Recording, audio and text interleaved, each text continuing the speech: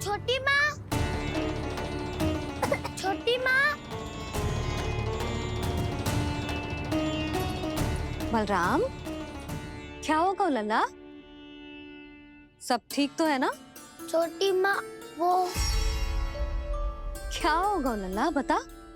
छोटी माँ, आपने कहा था ना कि ये यदि मिट्टी खाए तो मैं आपको बताऊं।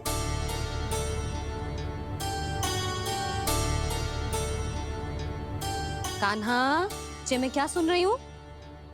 तूने मिट्टी खाई? मैया मिट्टी के बारे में पूछ रही है, पर मैंने तो भू देवी का शुद्ध प्रसाद खाया है। मैं कछु पूछ रही हूँ लल्ला, उत्तर दे।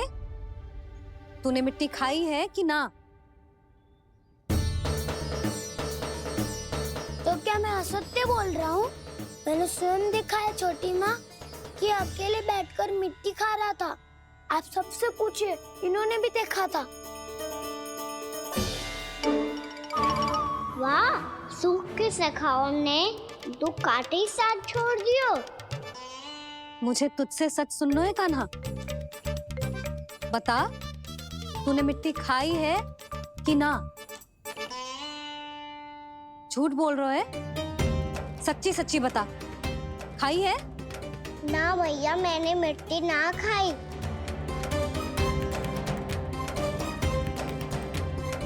इधर आ। तो फिर मुंह खोल के दिखा दे अपनी मैया को। क्यों? अब क्या होगा? तूने मिट्टी तो ना खाई, तो दिखा दे कि जे सब असत्य बोल रहे हैं।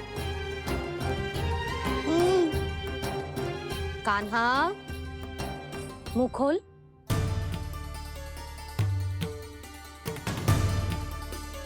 मुंह खोल लल्ला, मुंह खोल के दिखा।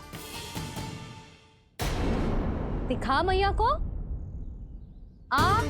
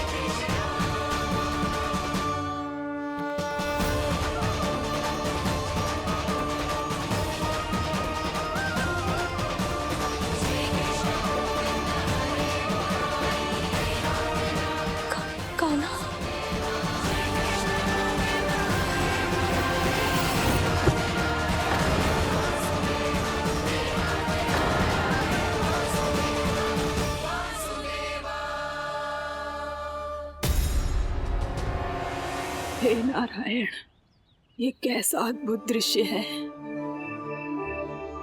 कान्हा के मुंह में संपूर्ण ब्रह्मांड, पर इसका अर्थ क्या है? नारायण की इच्छा क्या है?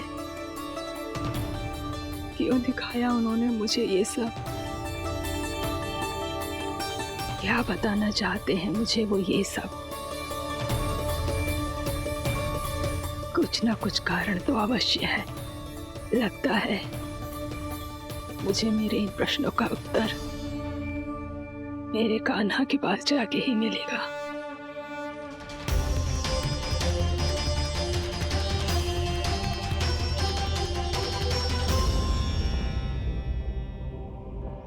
कितना भी सतर्क हो जाऊं, कोई ना कोई भूल हो ही जाती है। पिछली बार तो बाबा ने संभाल लिया था, अब मैया क्या करेगी? छोटी माँ, कान्हा क्या हो गया इधर?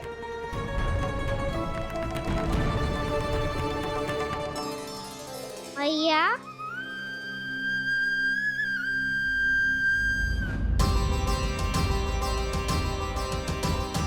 उठ जाओ ना मैया।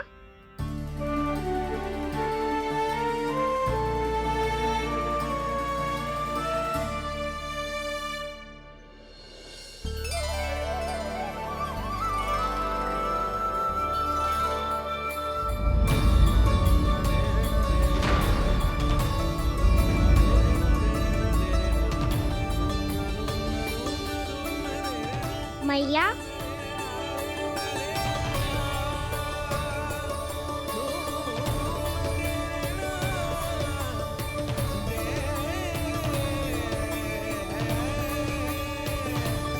कान्हा, कान्हा, लल्ला, मैया क्या होगा आपको? आप ठीक तो हो? कान्हा मुंह खोल के दिखा, दिखा मैया को।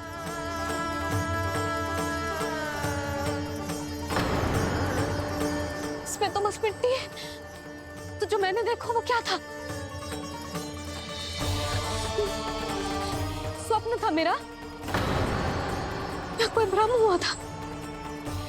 हाँ लल्ला, इससे पहले कि मैया मेरे सत्य समझ जाए, मुझे स्थिति को संभालना होगा। मुझे क्षमा कर दो मैया, आपको दुखी करो मैंने, पर मैं सच्ची कह रहा था, मैं मिट्टी ना खाई, बस देवी का प्रसाद ही खाया था। आप कहोगे तो आगे से ना खाऊंगा, सच्ची।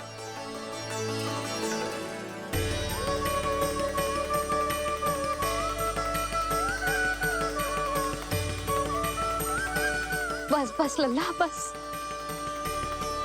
इसमें विशेष शक्ति ना हो सकती। ये तो इतना भोला है कि मिट्टी को भूदेवी का प्रसाद समझ के खा गया। मुझे क्षमा कर दो मैया। ये दूसरी बार हुआ है मेरे साथ। क्या मैं बावली हो गई हूँ?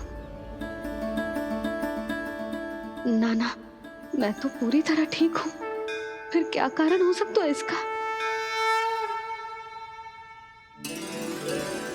अरे प्रसाद का समय हो गया है और मैंने अभी तक कुछ बनाओ भी ना है। आज फिर से गुड़ ही चढ़ाना पड़ेगा।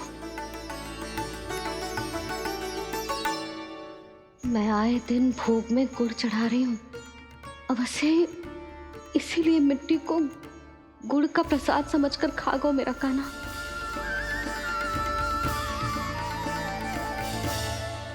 मैं समझ गई लल्ला, वो अकेले बैठ के मिट्टी क्यों खा रहा था। चल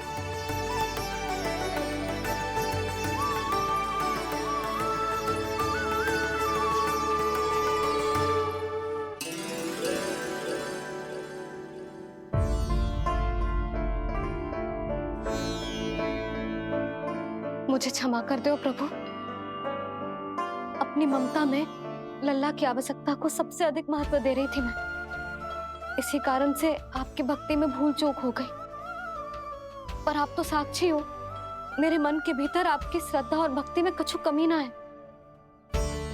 पर हाँ, कर्म कांड और विधि विधान में ऊंच नीच है तो अनुचित ही। पर आज जो मैंने देखो है ना, उसने मुझे मेरी भूल का आभास करा दिया है नारायण। मैया, चुपचाप हाथ जोड़ करके पूजा कर। धर क्या देख रहे हैं ना, ताकि नारायण तुझे सद्बुद्धि दे। इस सृष्टि में जो भी होता है ना लल्ला, सब इन्हीं की इच्छा से होता है। और हम बार बार अपनी अज्ञानता के कारण इनके विधान पर प्रश्न उठाने लगते हैं। हम ये भी ना सोचते कि प्रभु की लीला पर संदेह करने का अधिकार ना है हमें। समस्या चाहे कितनी भी बड़ी क्यों ना हो, सही समय पर नारायण सही मार्ग दिखा ही देते हैं, जैसे आज उन्होंने मुझे दिखाओ है। आज आपने मेरी आंखें खोल दी नारायण। पति, संतान, परिवार सब महत्वपूर्ण होते हैं, पर आपकी भक्ति भी उतनी महत्वपूर्ण होती है। अब से इस बात का पूरा ध्यान रखूंगी मैं। सच्ची निष्ठा और भक्ति से आपकी पूजा करूंगी, भोग, अनुष्ठान और सेवा करूंगी। वैसे नारायण, सच्ची बात तो ये है कि सब इसी के कारण हो रहा है। इसके कारण आजकल मुझे समय ना मिलता है। मैया, मेरी सेवा ही तो नारायण की सेवा है।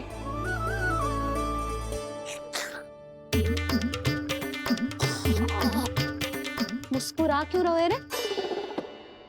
हाथ जोड़ प्रार्थना कर कि नारायण तुझे भी सही समय पर सही मार्ग दिखाएं, ताकि तुझे मिट्टी वाली भूल दोबारा ना दोहराए। हाथ जोड़। आपको मुझे भी सही मार्ग दिखाना होगा प्रभु। एक और मेरी प्रजा है तो दूसरी ओर मेरा लल्ला। मैं किसका हित साधूं? किसी एक का त्याग कैसे कर दूं मैं?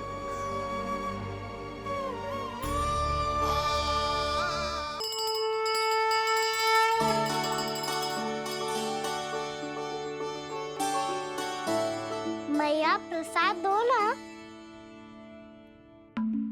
क्यों? मिट्टी ना खानी? नहीं। लल्ला, आज के बाद मिट्टी को गुड़ समझने की भूल मती करियो। समझ आई?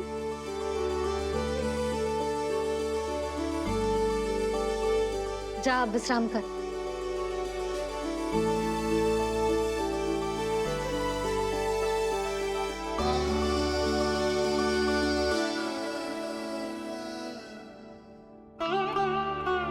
आप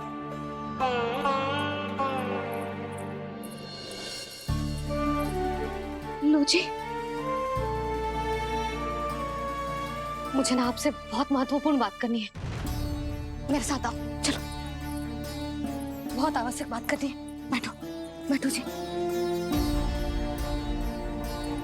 सुनो जी, आप विश्वास ना करोगे आज मेरे साथ क्या हुआ है। पर पहले ये बताओ, आप मेरा उपहास ना उड़ाओगे ना, पिछली बार के जैसे?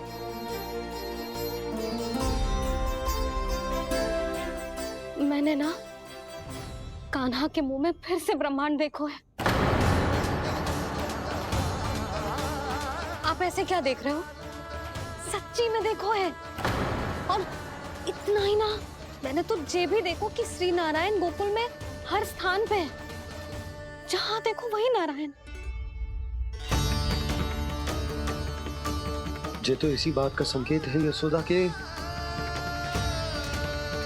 आज गोकुल वासियों को नारायण के आशीर्वाद और सहायता की आवश्यकता है। इसका क्या अर्थ है? और आप इतनी चिंता में क्यों लग रहे हो? उस व्यापारी ने हमारे गोकुल वासियों के साथ छल किया है यशोदा। जानबूझकर उसने सभी को लोभ के जाल में फंसायो, और ये सब उसने किया है किसी और के लिए। किसके लिए? बताओ जी, किसके लिए? कंस के लिए। कंस के लिए।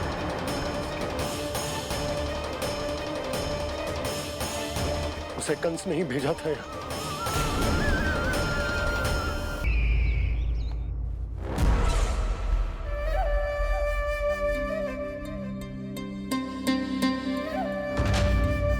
क्या देख रहे हो? तुम इसके योग्य हो परमानंद। अपनी बुद्धिमत्ता, चतुराई और कुशलता से तुमने इसे अर्जित किया है। महाराज की जय हो। महारानी प्राप्ति महारानी अस्ति। हमें तो लगता है कि परमानंद को हमारे मंत्रिमंडल में होना चाहिए। परमानंद, जिस प्रकार तुमने गोकुल वासियों को अपनी चतुराई के चक्रव्यूह में फंसा दिया है, अद्भुत था वो, अद्भुत। आप बस आज्ञा दीजिए महाराज, ये सेवक पालन करेगा। आज गोकुल आपके चरणों के नीचे आ गया है। कुछ ही समय में पूरा संसार आपके पैरों तले होगा।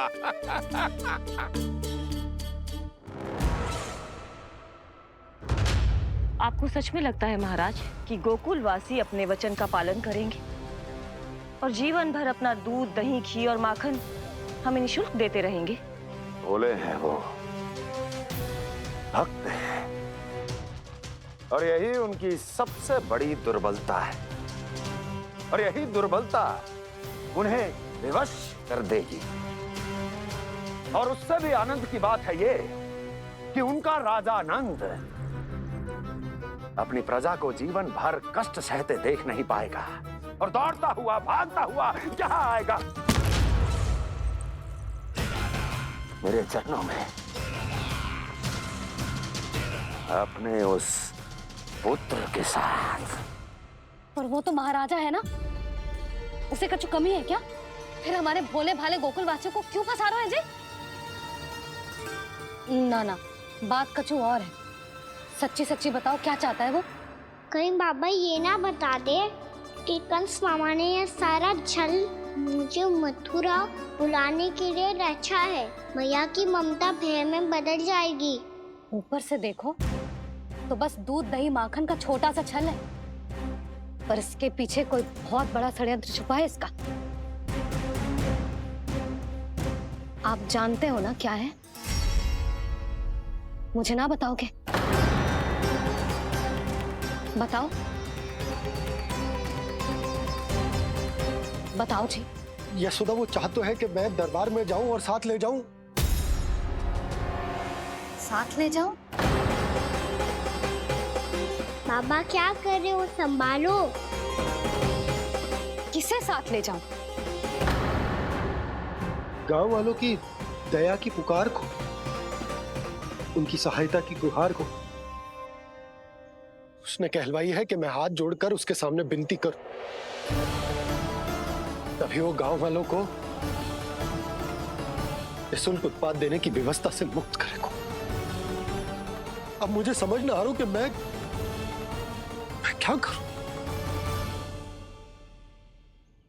जब हमें कछु समझ में ना आए ना, तो सारी चिंता श्री नारायण पर छोड़ देनी चाहिए जी। तुम सत्य कह रही हो यशोदा, सारी चिंता नारायण पर ही छोड़ देनी चाहिए। अब वही मार्ग दिखाएंगे। जिस सारी गोपियों पर तो बड़ा संकट आ गया जी। अब तो इनका मन भी करेगा तो हिचक के बारे मेरे पास ना आएंगी।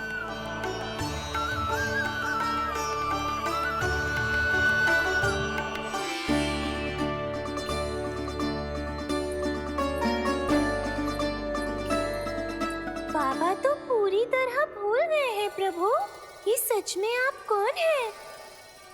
हाँ मुरली, इस समय मैं उनके लिए केवल उनका लल्ला हूँ। पर आपके पास उन्हें इस चिंता से मुक्त करने का उपाय है प्रभु, है ना?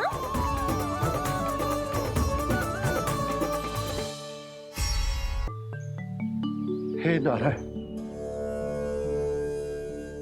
आज मेरी प्रजा और मेरा लल्ला दोनों ही गहरे संकट से घिर गए।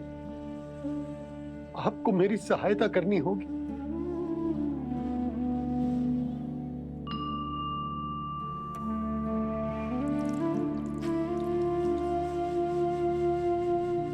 प्रभु, पिता होने का कर्तव्य मुझे एक दिशा में धकेल रो है तो राजा होने का उत्तरदायित्व वो मुझे दूसरी दिशा में खींच रो। इस भीषण संकट में मैं क्या करूं? मैं इस संकट में अपनी प्रजा का साथ भी ना छोड़ सकता हूं और ना ही अपने लल्ला को उस नरभक्षी सिंह की मान में भेज सकता हूं। आप ही को इस समस्या का समाधान निकालना होगा। जय शालिग्राम मुझे मेरे मैया बाबा ने दिया था, और उन्होंने कही थी कि जब भी कोई संकट आएगा ना प्रभु, तो इसके रूप में आप मेरा हाथ पकड़ लोगे और मुझे बताओगे कि क्या करना है, कैसे करना है। आज मुझे आपके मार्गदर्शन की आवश्यकता है प्रभु। मुझे मार्ग दिखाइए। बाबा और राजा होने की इस दुविधा में मैं बटा जा रहा हूं। मेरे इस धर्म की नौका जो झंझावात में फंस गई है, उसे पार लगाइए नारायण, रक्षा कीजिए नारायण।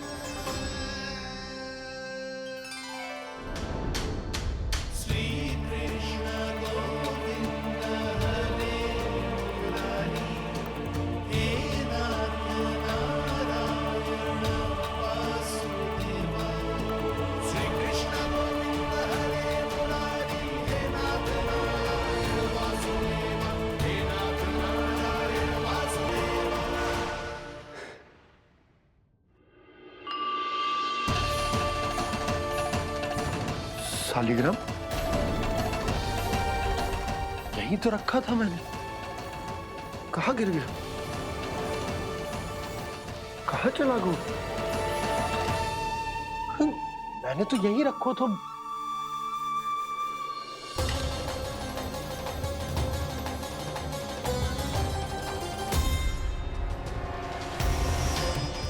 कान्हा, तू यहाँ क्या कर रहा है?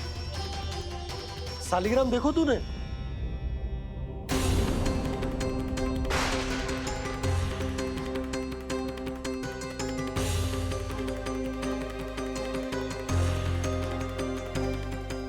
अच्छे, तेरे मुंह में क्या है?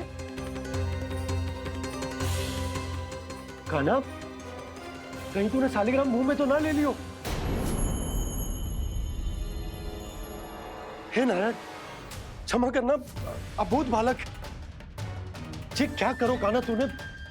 कब बाहर निकाल शालिग्राम। लल्ला, जी अनुचित है। यदि वो तेरे कंठ में चला जाएगा तो तेरी सांस। लल्ला, ला बाहर निकाल। अच्छो बालक है ना तू? हाँ, ला।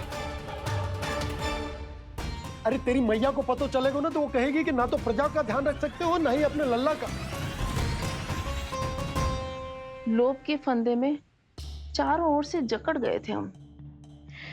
भविष्य के स्वप्न देखते देखते अपने जीवन का सबसे बड़ा भूल किया है हमने। यशोदा और नंद भैया ने आप सबको समझाने का कितना प्रयास किया था,